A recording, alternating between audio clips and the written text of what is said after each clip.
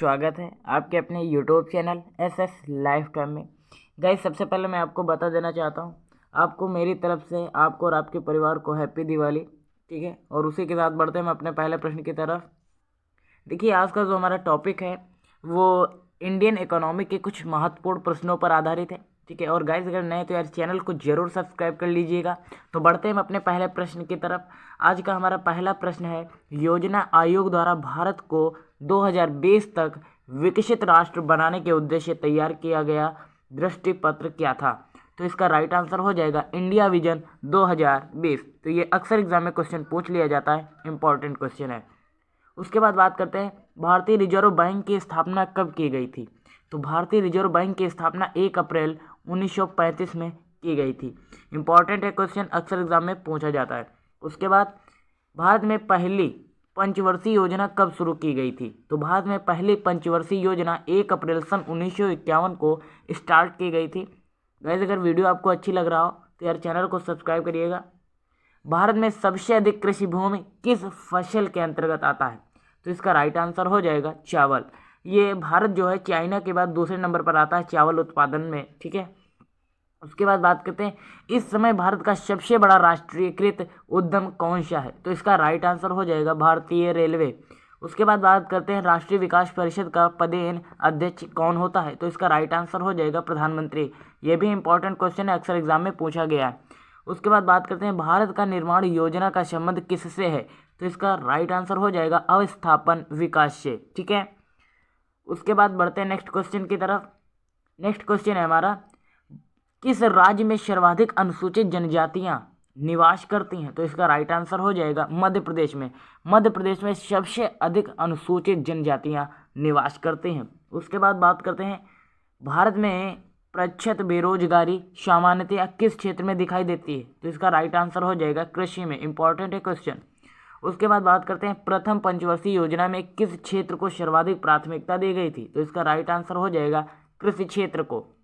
उसके बाद बात करते हैं, अंत्योदय कार्यक्रम का मुख्य उद्देश्य क्या है? तो इसका उद्देश्य जो होता है वो गरीबों में सबसे अधिक गरीबों की सहायता करना होता है।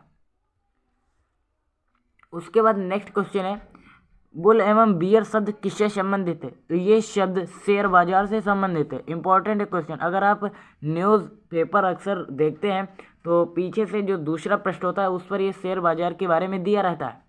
हिंदुस्तान जो न्यूज़पेपर है उसकी मैं बात कर रहा हूँ। उसके बाद बात करते हैं, भारतीय अर्थव्यवस्था के उदारीकरण का अग्रदूत किसे कहा जाता है? तो इसका राइट आंसर हो जाएगा डॉक्टर मनमोहन सिंह को।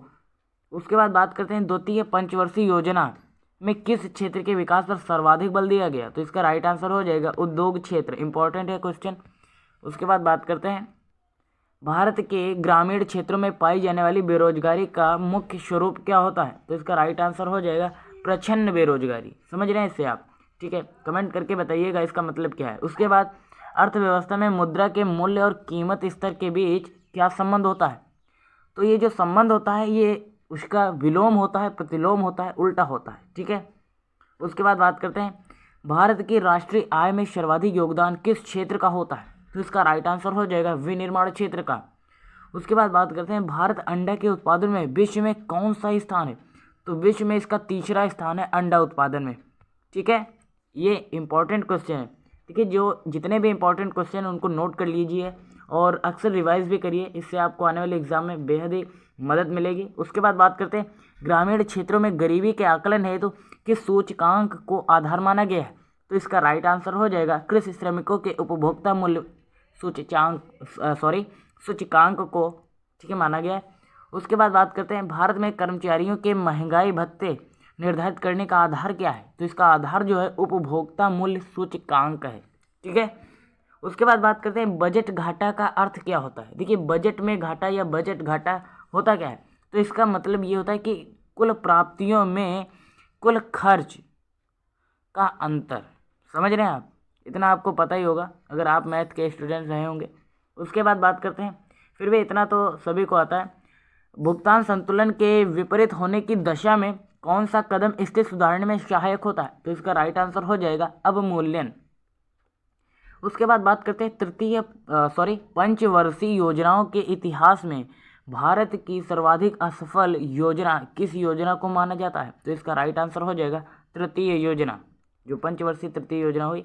उसके बाद बात करते हैं 10वीं पंचवर्षीय योजना के अंतर्गत कितने प्रतिशत वार्षिक विकास दर का लक्ष्य निर्धारित किया गया? तो इसका आंसर आप कमेंट बॉक्स में बताइएगा, और अगर आपको पता है तो बताने का प्रयास करें। ठीक है, मिलते हैं ऐसी नेक्स्ट वीडियो में, तब तक के लिए जय हिंद, नमस्कार। और नए तो यार चैनल को सब्सक्राइब करिए, शेयर करिए।